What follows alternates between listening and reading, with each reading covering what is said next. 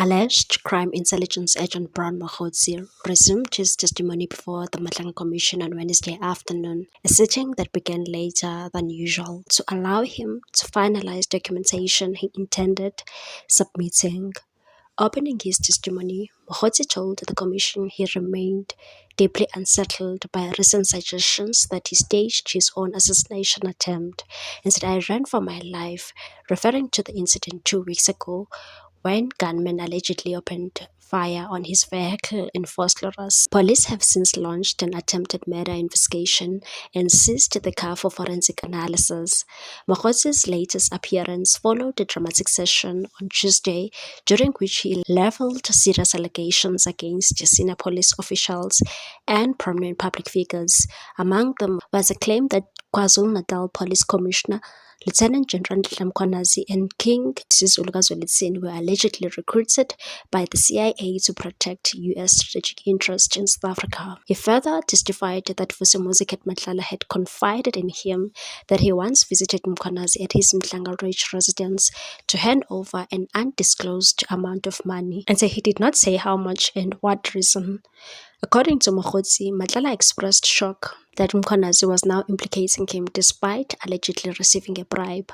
Matlala also purportedly told him that senior police figures, including National Police Commissioner Fane Masemula and former Police Minister Bheki Cele, were very ungrateful. Mokhotsi claimed Matlala accused Masemula of expecting 25 million rand in kickbacks, 5 million rand of which had already been paid. Cele, he alleged, received 2 million rand and later demanded an additional 8 million rand.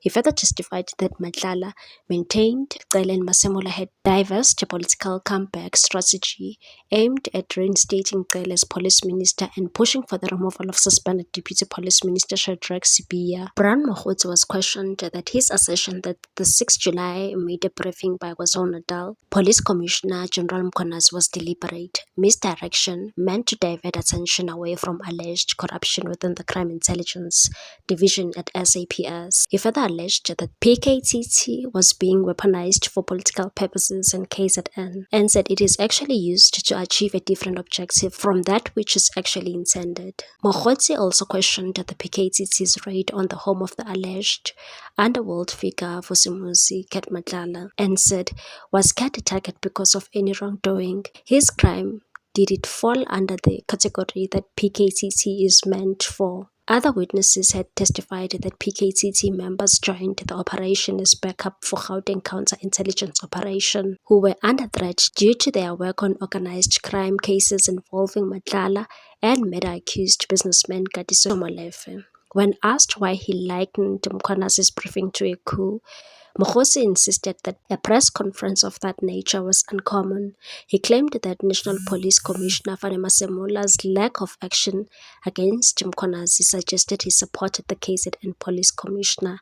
He said, "I can assure you that General Dumisani Khumalo, General Mkhwanazi and General Masemula orchestrated that press conference." He also referenced Police Minister Senzo Mchunu explanation to Parliament's ad hoc committee about why he dissolved the PKTT, emphasizing that Mchunu described the decision as a procedural and policy matter, and said the letter which Minister Senzo Mchunu issued, it was never contested in the court of law, it was never set aside, but the PKTT still exists. I'm not saying they don't have to exist, but in terms of the law, if the executive has issued a directive of that nature, it either gets rescinded or it is set aside. Mokhotsi later considered that Mkhwanazi's claim about crime syndicates influencing senior police officials might contain some truth, and said that possibility may apply vice versa. Evidence leader Matthew Jackelson confronted Mokhotsi about his claims that Mkhwanazi and Zulu King Misizulu were recruited by the U.S. Central Intelligence Agency. Mokhotsi had testified the day before that an informant told him they were suspicious the two were enlisted to protect Western interests connected to mining in Richards Bay. Jackelson countered that there is no coal mine in that area. Mokhotsi then acknowledged the mine he referred to is in Mpumalanga. Evidence leader also noted that Richards Bay's coal terminal is jointly owned by 10 companies, contradicting Mokhotsi's claim that it will be shut down.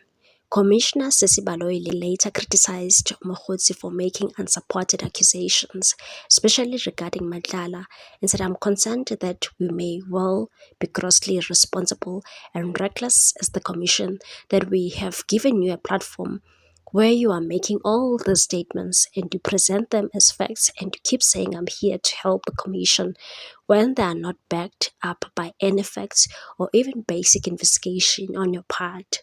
Mokgotsi also confirmed that he handled branding for Mqono's campaign during the ANC's 2017 Secretary General race in the Northwest. I accept that, Commissioner. And you accept that's not helpful to the Commission if we don't have facts from you? If the Commission is a fact-finding body and I give you information, I'm giving it that Commission can investigate. I gave example about the Boko Haram and the crime intelligence presentation. No, allow me to stop you because I know you've got many topics that you're discussing. I'm worried that we don't end up discussing something that I wasn't raising. I'm raising with you a very specific thing.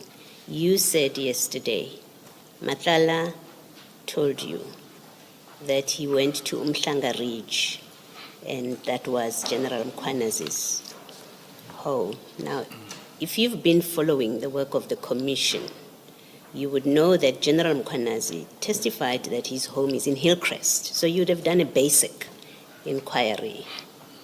With Matala, are you sure that's his house? Because in the Commission, this is what he said. You did not do that. And then you come here, you don't interrogate him, but you come here and then you put it out there that payments were made at his house, or something was given to him at his house, and these allegations were made at his house in Umhlanga Ridge, and there's simply no evidence from you to back up those allegations. And these are serious, they have serious implications for people, and I think we should be concerned that you may be using this platform, at least to some extent, such as this. You're using this platform to make allegations like that which you're not backing up. If you have a comment, you can, but I raise it as a matter of concern listening to you on the back of this exchange with Mr. Chaskalson, that you're being challenged, that you said things that are not backed up by facts, and you have to accept there are no facts you've presented to us. Oh, okay. Commissioners, I was talking about the presentation that is in the crime intelligence. I was trying to say that.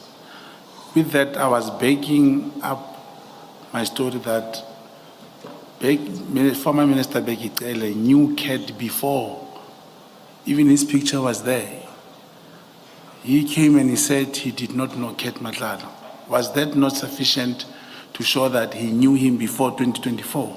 Okay, no, thank you. I think you've answered me. Thank you. Thank you. What's your take on this one, people? Thanks for watching. Please subscribe for more news.